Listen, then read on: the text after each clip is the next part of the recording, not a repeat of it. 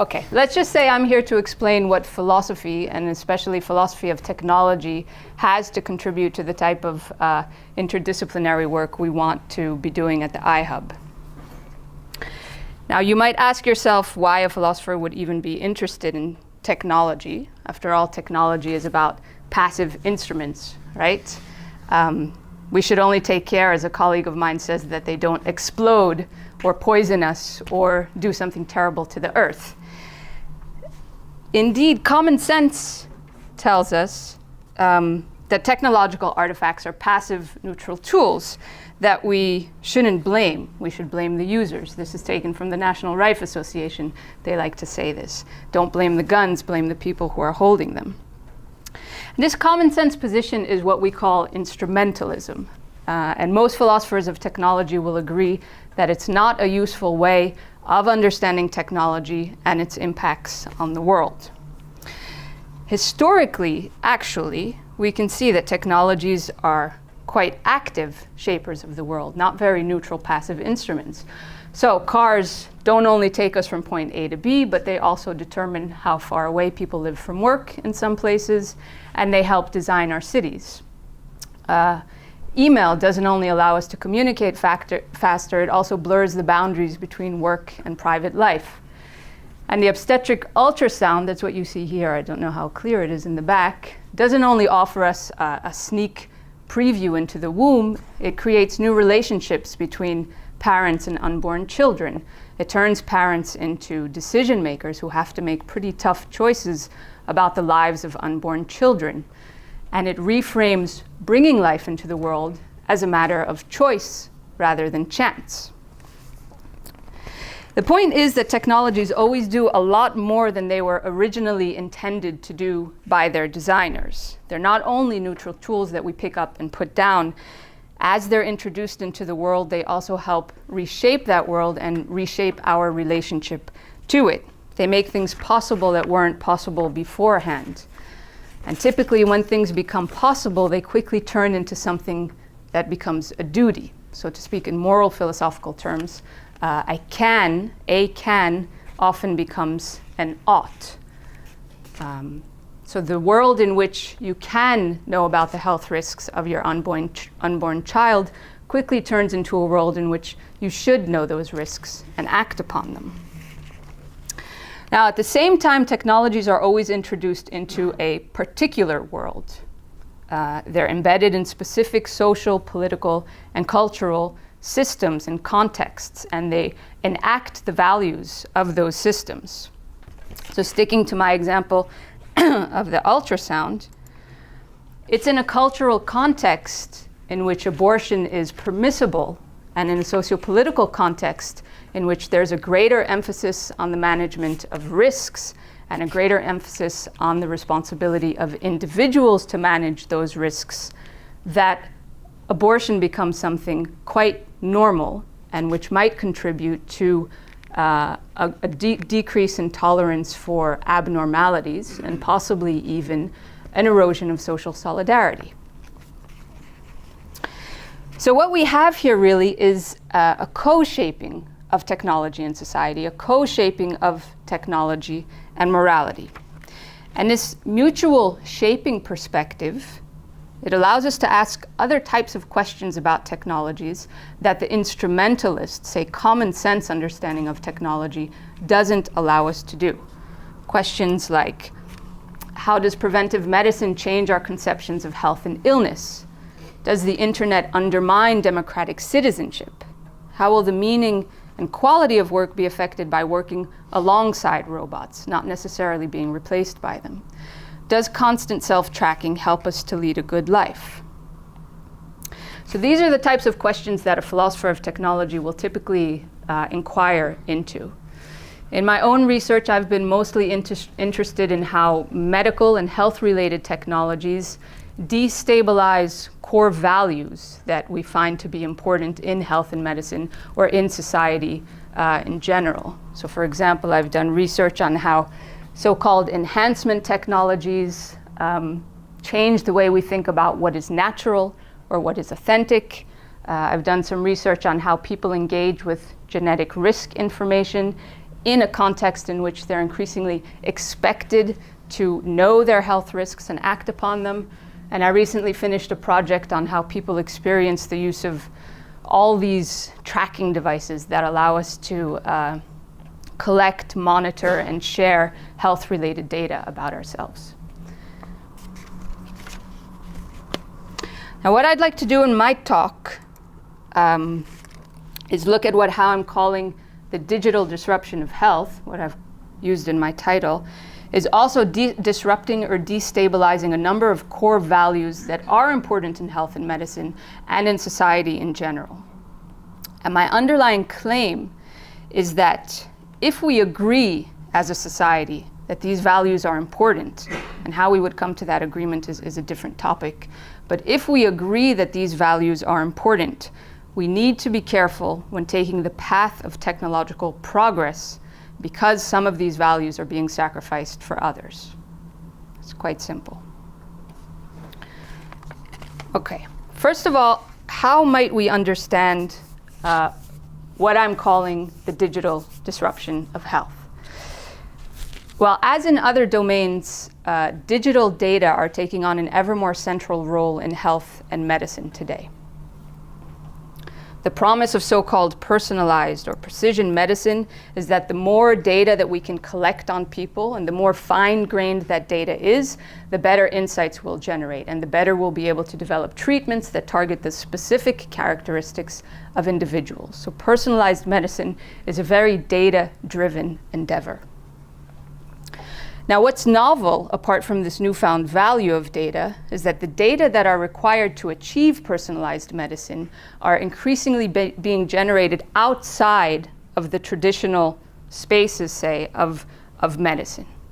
They're increasingly being generated in spaces that were not medicalized. They're also drawing on techniques and methods, the expertise of which lies beyond the expertise of traditional clinical researchers. So a lot of this is happening outside of medicine.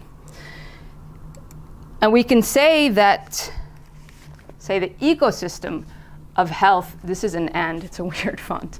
The ecosystem of health and medicine is expanding to include all of these new types of things.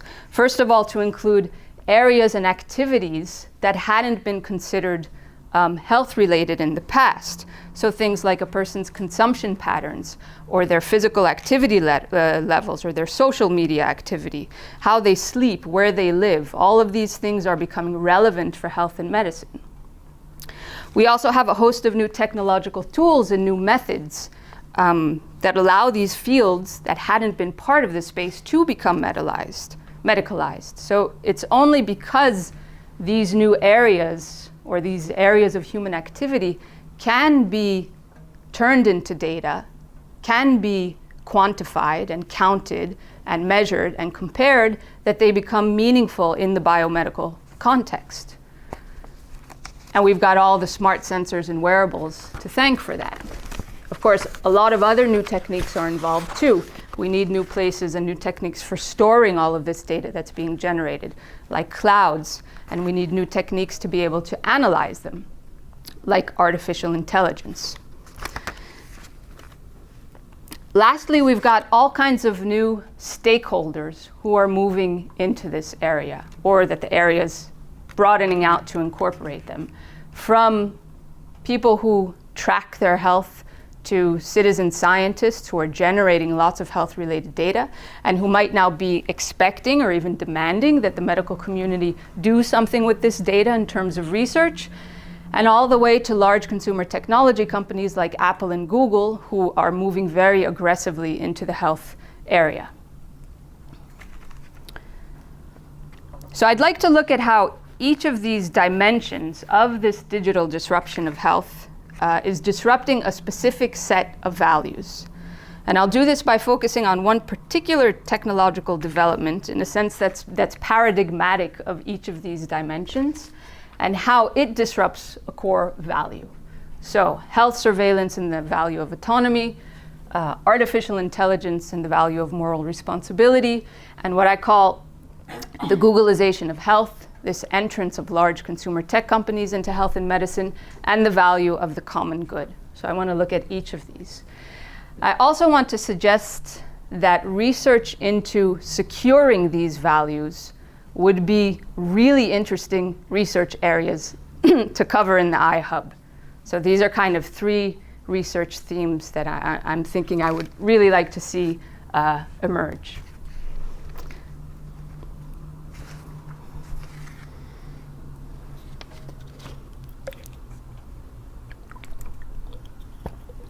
Okay, let's look at the first dimension of this disruption. So this is about the inclusion about all kinds of new activities and new areas that are becoming health relevant, and especially the data that's generated about them becoming health-related data. Now, how did this happen? Well, one understanding is that originally, as far back as the end of the 20th century, personalized medicine was mainly thought to be an endeavor that would tailor treatments to the specific genetic characteristics of individuals. It was all about the genome. But then we found out that, well, actually genes don't explain everything about health and medicine, and clinical researchers started looking further. They started looking at the interaction between genes and environment. And they started incorporating a much wider range of non-clinical data. So data on things like people's dietary habits, their sleeping patterns, their exercise. These are all data that are generated by wearables and apps, but also data that can be gleaned from public archives, from loyalty cards, from credit card purchases, from social media. And all of these data have become relevant for health. This is a bit of a megalomaniac, almost very rich tapestry of potentially useful data resources for health. Now, some advocates of this data-driven personalized medicine envisage the creation of personal health maps based on this data that could serve as a kind of digital double of every individual. And deviations from what each individual's data set or digital double looks like in good health could indicate that a health problem is about to emerge and would be a sign that treatment or intervention should happen now, before a patient is symptomatic. An example of this is a large-scale study undertaken by Verily. Verily is a subsidiary of Alphabet, so a sister company of Google. This is a study that's being done between Verily and Duke and Stanford University. It's called the Project Baseline, and what they aim to do here is to develop a very comprehensive data set around human health by collecting a lot of data on 10,000 healthy volunteers.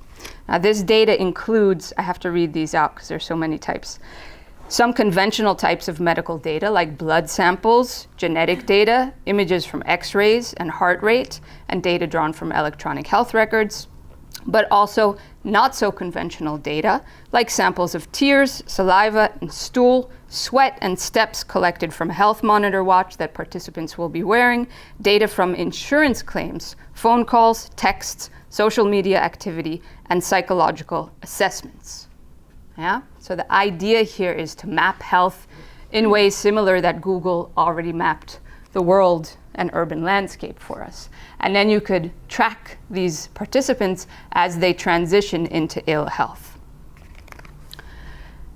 Proponents of this kind of monitoring and research see this as an important step away from reactive medicine towards a new era of proactive, pre-symptomatic medicine, in which people will be monitored continuously and unobtrusively, including in times of health, so not only when they're sick. Now, the benefits of this continuous medicine, they're quite clear, both for healthcare and for medical research. But they will come at a cost, a loss of autonomy and self-determination on the part of patients and citizens. And here I think the medical community could learn from the growing number of scholars in the social sciences who are very busy with the challenges we face as citizens immersed in an information society in which personal data has become a very valuable commodity.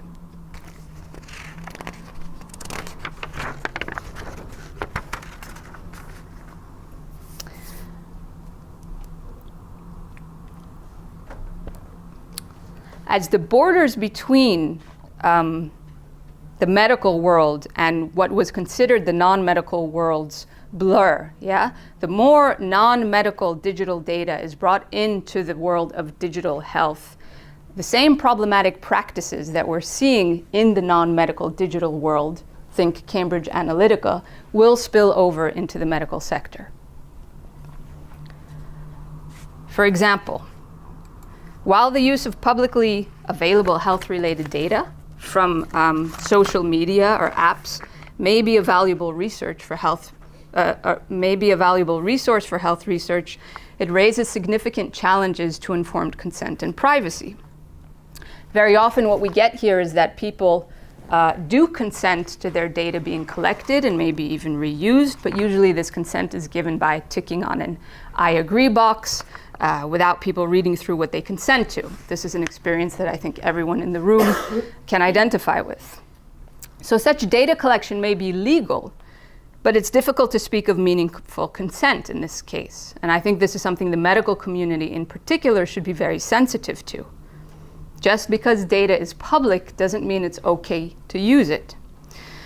As the legal philosopher Helen Nissenbaum explains, data in the digital age, as opposed to data in the paper age, flow between contexts very easily. And so what we get is that data that's shared in one context, like information I share with a friend on social media, I'm not expecting to end up in medical research. Data I might even share with Albert Heijn when I'm shopping, I'm not expecting to end up in medical research. So these new intersections between the realms of digital health and digital capitalism, in my opinion, will be the most difficult thing to navigate as we go through this digital disruption of health. Furthermore, while personalization may benefit individuals, it can also be used back against them in harmful ways. Well-known examples of such algorithmic harms include having a mortgage or insurance denied, or becoming the subject of a criminal investigation. We're hearing more and more of these types of stories. Here too, the healthcare sector is not exempt from this dynamic. The use of predictive analytics that link medical and non-medical data is a burgeoning, lucrative industry of $1.5 billion currently in the United States. Over there, consulting companies like this one, I don't know how much you can read of this. This company is called JVian. These types of consultancy companies are offering health service providers fine-grained health risk analyses on patients. So they do this for hospitals. One company, for example, claims to use 4,000 person-specific data points, including an individual's car ownership or public transportation use, purchasing habits, the ability to pay back loans, lifestyle data like alcohol consumption and exercise, in order to predict things like, will this person be readmitted to a hospital after treatment? Will this person have complications after an operation? And will an intervention be likely to lead to better outcomes for this patient? Other companies use these types of data analytics to invent new categories to stratify patients. Some categories are highly stressed, motivated, diabetes aware, or non-compliant. As the medical sociologist Linda Hogel, from whom I borrow these examples, has shown in some frightening recent research, these classifications can be used against patients in ways they're unaware of because the processes are very opaque. So for example, a patient who is stratified as at risk or non-compliant might have this category inscribed in her medical record. This may prompt practitioners or insurers to push her to use a device to remind her about taking her medication, or an app that sends warnings about the food she's purchasing, and that's information that we can glean from her credit card purchases, et cetera, et cetera. And this is somewhat of a feedback loop. So these classifications can have very real-life detrimental effects for patients. Above all, this kind of ubiquitous and continuous health surveillance may have detrimental effects on people's sense of freedom and self-development. I like the work of the legal scholar Julie Cohen. Cohen defines privacy as the breathing room we need to engage in self-development. And what she means by this is that privacy is an important buffer that gives us space to develop an identity that is somewhat separate from the judgment of others, somehow separate from the values of our society and our culture. Privacy is crucial for us to manage all of these pressures, to form an identity that is not dictated, at least to some degree, by these social conditions. This breathing room is essential for a person to become complete, for a person to feel fulfilled, but it's currently under threat by the constant collection of data about us, the constant profiling, the constant nudging and coaching that we're subjected to, even when this is in our own interest, even if it's for our better health.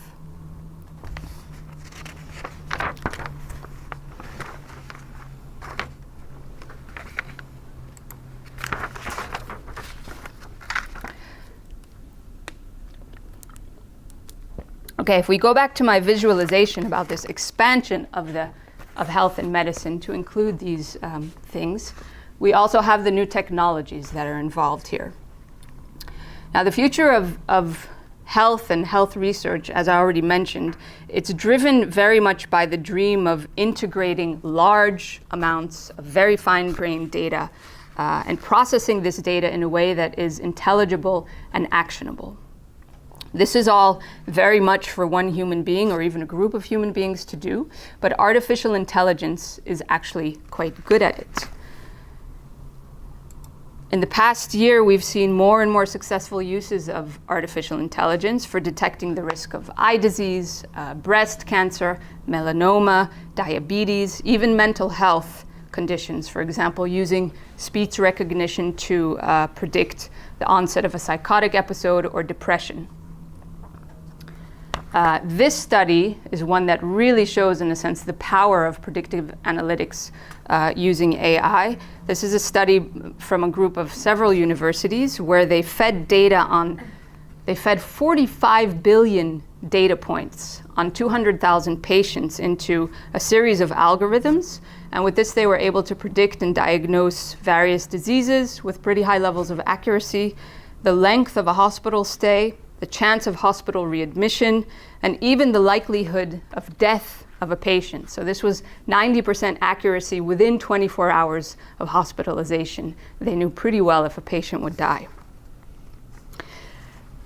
So these are pretty impressive results, but they also come at a cost. And the cost here is explainability. Unlike most traditional software, where a programmer defines rules that the program follows, in machine learning, the type of artificial intelligence that's used in a lot of these studies, the algorithm learns to discover patterns on its own. I know this is very impressive. I wouldn't know how to explain it. Bart might. But it's better than with cats and dogs. But it gives you the feeling. So what happens here is that the algorithm learns on its own at some point, and so it doesn't leave a trail that can be audited behind it, so that we might understand how it came to the decision it came to. Now, explainability may not be such a problem as it seems at first. If machine learning algorithms are getting things right, do we really need to know why? In medicine, we often settle for efficacy instead of explainability. So something like lithium, we're not sure how it affects mood exactly, but it's still prescribed in the treatment of bipolar disorder. Furthermore, you could question how explainable decisions made on the part of humans are. Can we really say how input turns into output in our brains? We may one day equate this kind of lack of explainability of machine learning to the intuition and creativity that are part of human decision making. Yeah? But that's a different epistemological discussion that I would like somebody in the iHub to take up as well. What the absence of explainability provokes in the context of AI and medical decision-making are issues of moral responsibility and accountability.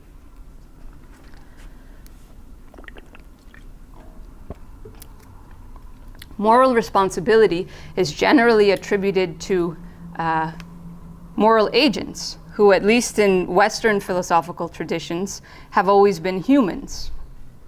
But advances in AI challenge the idea that human beings are the only entities who, to which moral responsibility can or should be attributed to. If these technologies are advising on things like who can benefit most from treatment, who has the highest chance of being readmitted to a hospital, or who's going to die in the first 24 hours of admission, they're also involved in moral decision-making. They're making nuanced trade-offs that have significant moral outcomes. The higher we go in levels of automation, these are the 5 levels of automation of self-driving cars that Eric Topol adapted to the medical world. The higher we go in levels of automation, the more we can say that AIs or robots are moral agents to some degree, or at least that they share some form of moral responsibility with humans. So we get some tough questions here. Can we extend the notion of moral responsibility to non-human agents? Where is the morally relevant agent located in dynamic and complex socio-technical systems? How should moral responsibility be attributed and apportioned? Does it make sense to speak of shared control and shared responsibility between humans and smart robots? Our conventional ethical and legal frameworks were not developed to address these types of questions, and they will need to be updated. On top of this, as if it wasn't enough, right? The opaqueness of automated decision-making is particularly worrisome as we gain more understanding about how vulnerable AI is to bias. Bias creeps into AI in a number of ways. One of the most common being that AI requires a lot of data to be trained, and data sets can be skewed. So they can be skewed because they're not representative enough of reality. So for example, recently in the news, you probably heard these stories about this facial recognition being trained on a data set which was mostly light-skinned faces and very few dark-skinned faces. And then the facial recognition has a lot of difficulty recognizing dark-skinned faces. So there you have a skewed data set which created a new bias. But data sets can also be very representative of reality, but reality has existing prejudices. So those existing prejudices will also become part of the data set that is training the AI. So this is what happened when Amazon discovered that its internal recruiting tool was dismissing female candidates because it was trained on historical data which favored men over women. So it learned to do the same thing. Now, what would this mean for the health sector?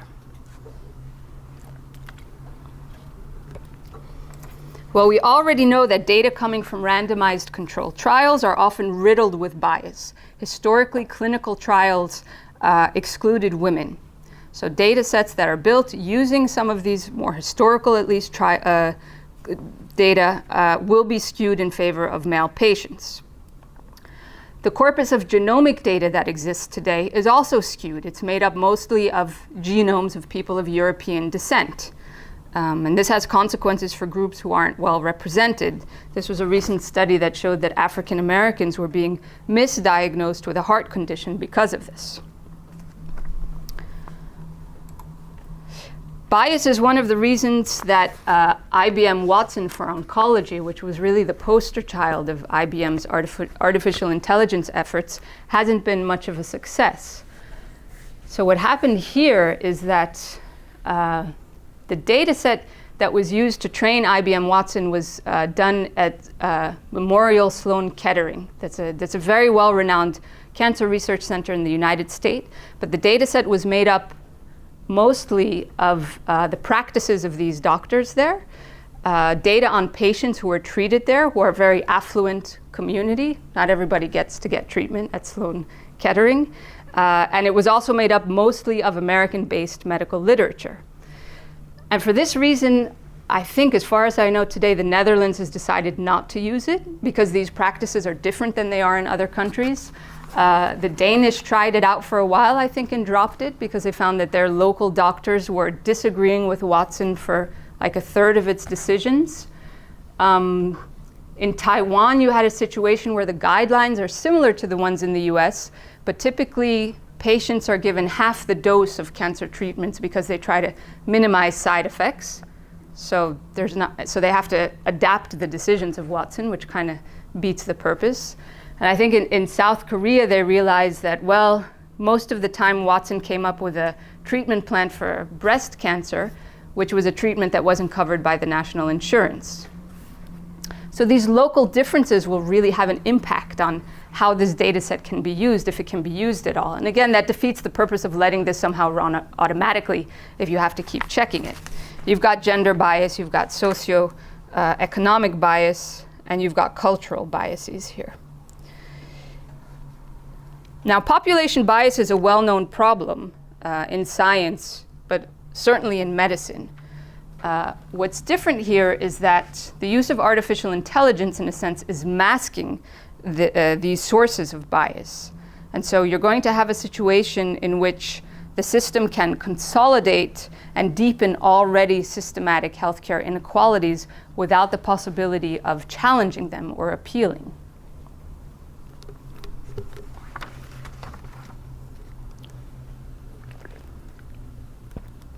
We could go on about this, huh? I mean, just one more. Well, algorithms, they can also be reflective of different conflicting interests and thereby create new patterns of exclusion. So the work I was mentioning by Linda Hogel, for example, really makes you think about this. What happens if an algorithm is designed around the interest of cost saving? What happens if an algorithm is designed about what if the different treatment decisions about patients are made depending on their insurance or their capacity to pay for a treatment? All kinds of things we can think of.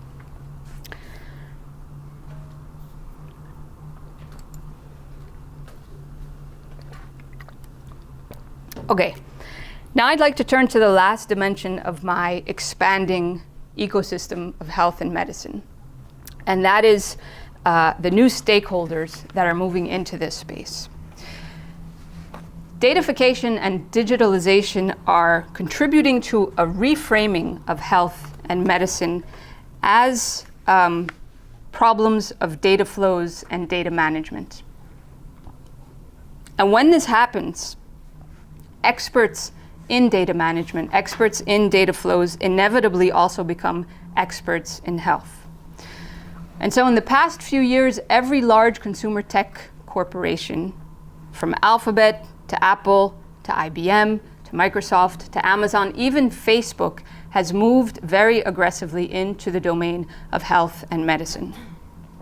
These are companies that for the most part have had very little interest in health in the past, but that by virtue of the amount of data they already have, and by virtue of their data expertise, are becoming important facilitators, if not initiators, of health research, either by collaborating with public research institutions or actually by just doing the research themselves. So they're also very aggressively recruiting medical scientists to come work for them. I call this model the Googleization of health research, and it's the topic of a new project that I'll be running here at the iHub. I've already indicated an example of some of this with the project baseline, but there are many of them. I'll only bring a few quick ones here. So Verily, the subsidiary of Alphabet, is also collaborating on a large-scale study here at Radboud University. It's called Parkinson op Maat. And the idea here also is to collect a vast amount of data on early-onset Parkinson's patients and see what they can glean about disease progression from this data set. A few years ago, Apple launched the Research Kit software. This allows researchers to basically run clinical studies using an iPhone. So they can use all the sensors of the iPhone to collect data. And researchers are pretty excited about this because it allows them to overcome quite a few limitations of traditional clinical research. So you can recruit many more patients with this type of thing. Basically, anybody who owns an iPhone and answers to some criteria can participate in one of these studies. It allows researchers to monitor patients in real time. Basically, these phones are on us most of the time. That's a lot more than, say, once a month when a patient comes into a clinic for a clinical trial. And it allows them to collect a lot of heterogeneous data. So all the sensors that work on a smartphone can be used to collect data that's interesting for research. There are more than 20 of these Research Kit studies currently running with over 100,000 participants.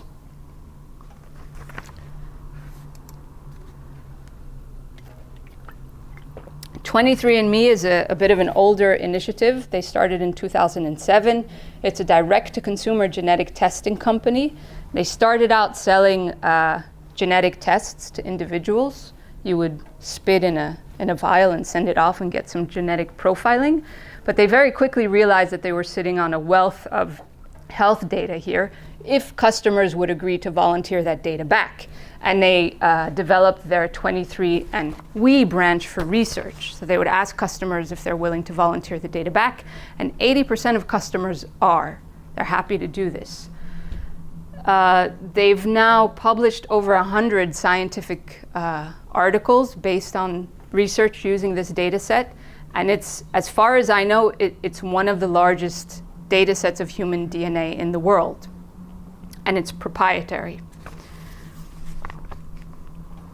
So this Googleization of health research, it's happening very quickly. I've been studying this for about 3 years now, and it's really difficult to keep up. These are tiny examples. Just 2 weeks ago, or 3 weeks ago, Verily announced that it's actually made a big step from health research to real-life health services, brick and mortar.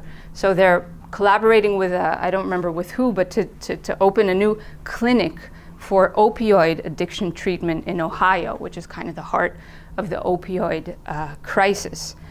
And they write on their blog, where do I have they write, in the face of one of the greatest public health crises the US has seen, we feel compelled to act. So thank you, Verily, for moving into real-life health services. So when I started researching this, I thought it would be only about health research. They're just moving really fast. So this Googleization of health research, it's a new socio-technical phenomenon that, like some of the other developments I've been talking about, is emerging at the intersection of two worlds that are coming together in new ways, I think. Digital health and digital capitalism, data-driven science and the data-driven economy. And this is a really complex intersection, right? Because one domain tends to be quite tightly regulated. We have privacy protection rules, we have medical informed consent, we have protocols and guidelines of how research should be done. And this other domain, it's kind of the Wild West, right? This is where data extractivism takes place and data commodification. This is the world of Cambridge Analytica. So as I said, what happens when these things start to overlap? Well, many benefits will ensue from this type of research. I'm certain about that, but I'm not here to tell you about benefits. But this also raises challenges. Privacy is, of course, the one that immediately comes to mind. And a recent controversy surrounding the data sharing partnership between DeepMind, which is another sister company of Google, and the NHS in the UK showed to be a breach of privacy law. So this fear around privacy is basically confirmed here. I won't go into the details of this controversy.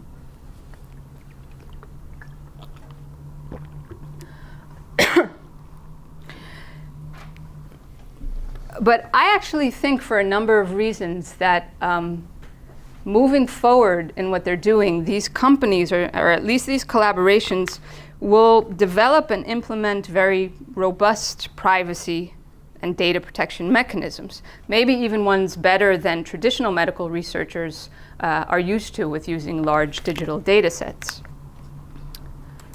Bart's team, for example, has developed an entirely new, I think, privacy protecting framework for the Parkinson's Opmat project. This is based on pseudonymization and strong encryption of data, which can only be decrypted by legitimate users who receive parts of keys from different actors, if that's a good summary. Okay. But other important challenges will also emerge here, not just privacy. For example, questions about the value of personal health data and publicly generated data sets. What market advantage is conferred to commercial entities who can access them and develop treatments and services based on this access? That was the real issue that's at stake here with the DeepMind controversy, in addition to privacy. This Googleization of health also raises questions about the newfound role that corporations that are already very powerful in other domains of our lives will begin to play in health. And what power asymmetries will begin to emerge between these corporations, public research institutions, and citizens as generators of data. We need to ask who will be running the show in these collaborations when these companies are presenting themselves as the experts in data science. So I really like to use this. This is taken from Duke University's website when they announced the collaboration with Verily, which at the time was still called Google X. Look at the wording. It says, and this is Duke saying it, Duke and Stanford will assist Google X, not the other way around. So who will be running the show in these collaborations? We need to ask questions like how open will the data sets that these companies are compiling will be? Will they be proprietary or publicly owned? What kind of mediating role will corporations play deciding who has access to these data sets and based on what criteria? So last summer, 23andMe struck a $300 million deal with GlaxoSmithKline to do research on this amazing data set they have.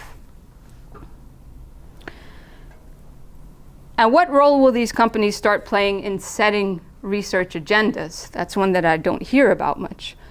Philosophers and sociologists of science know very well that who asks questions in science determines which questions get asked. It's not very surprising that Google is so interested in Parkinson's research. Sergey Brin has been very open about the fact that he's got a rare form of Parkinson's running in his family. Now, Parkinson's is a terrible disease that afflicts a lot of people, but you can imagine that the tycoons from Silicon Valley start investing in life extension and things like that may be less urgent for us to be researching. So these are questions that move a bit beyond privacy. They concern collective and societal benefit. And they foreground all of these issues, not just privacy, but things like transparency, fairness, democratic control, and the common good.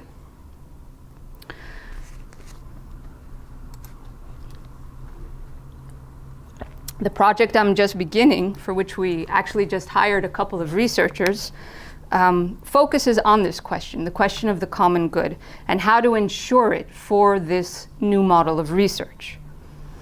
Now, our starting point is that while the concept of the common good is relatively straightforward, as that which is good for everyone, there are many different conceptualizations of the common good. There are many ways of operationalizing it once we start looking closer at what's happening in this phenomenon that I'm calling the Googleization of health. Scientists, patients, industry representatives, and policymakers involved in these new initiatives mobilize different understandings of the common good on different occasions. So So for example, when Tim Cook, the CEO of Apple, speaks here in a recent interview about the research kit and says that there's no business model in place, but this is something we thought would be good for society, so we did it, he's appealing to the common good understood in terms of solidarity and civic virtue. But when the director of a Dutch research institute here speaks about how tech companies will resolve friction between patients and practitioners, and the continuation of that quote is like platforms did for tourism and hotels, he's appealing to the common good in terms of increased efficiency. And when the European Commission encourages public-private partnerships for the future of the digital knowledge economy in a globalized world, it's appealing to the common good understood in terms of economic growth that will eventually trickle down and benefit everyone. So if we want to secure the common good, I would say the first step is to get a better grasp of which conceptions of the common good are at work, are driving motivations of people on the work floor, I would say, in this phenomenon. This isn't to say that there's an infinite number of conceptions of the common good. I've actually found 5 for the moment in my research. Now, the overall aim of this project is to develop a normative framework for the governance of GHR, of this new model of research, that can enhance societal value and democratic control. So this is the common good understood in civic terms, all the while accounting for this pluralism. That's kind of the challenge. I have a detailed plan of how to do this. I'm not entirely crazy, but I won't go into it now. That's the 5-year project. I'm happy to talk about it at a different opportunity, or certainly as we move forward. Okay, I'm going to conclude. I don't know how long I've been talking for, but it feels like forever.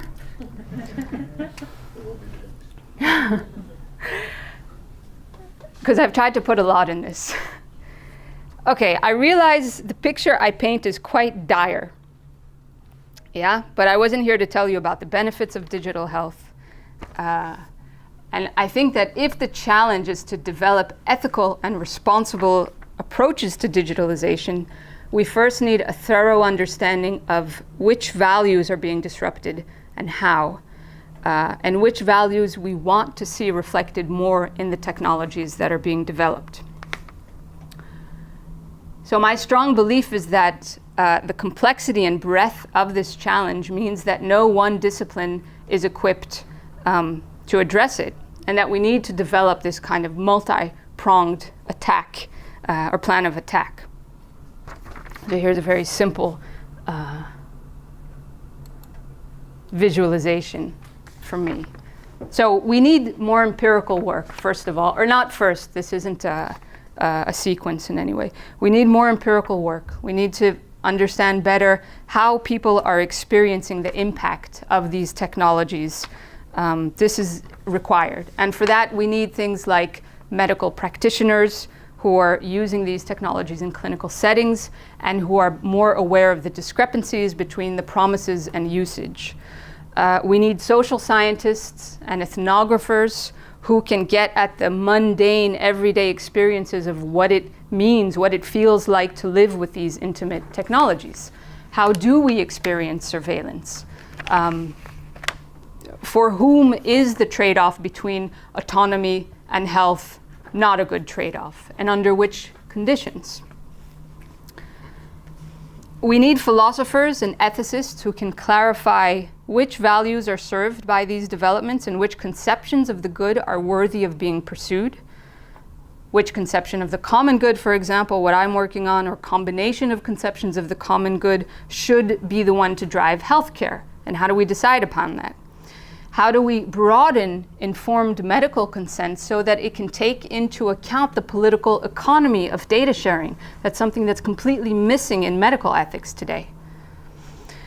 We need legal theorists to update and develop new laws and rights based on this. The GDPR is an important step towards redressing power imbalances between data subjects and data processors, but its focus on increasing individual control over data will not necessarily enhance autonomy if more control means cognitive overload. So we may need to further develop, the Rathenau Institute is talking about this, a right not to be profiled, or not to be coached, or not to be nudged, if we really want to preserve autonomy. And we need technological innovation that can design these technologies in ways that also help ensure these values and norms. We need to work at the level of value-sensitive design, not just privacy by design, but also non-discrimination by design, maybe even democratic control by design. But computer scientists shouldn't be left alone to do this. They shouldn't be left alone to decide what fairness looks like or what the absence of bias looks like. There's a danger in there of what Andrew Selbst calls portability gaps, or the loss of context. Of course, many more disciplines need to be involved here. These are the kind of 4 or 5 that I think of off the top of my head and who I'm trying to collaborate with. They all have a role to play, I would say, in this plan of attack. Yeah? The point is that we cannot afford not to collaborate.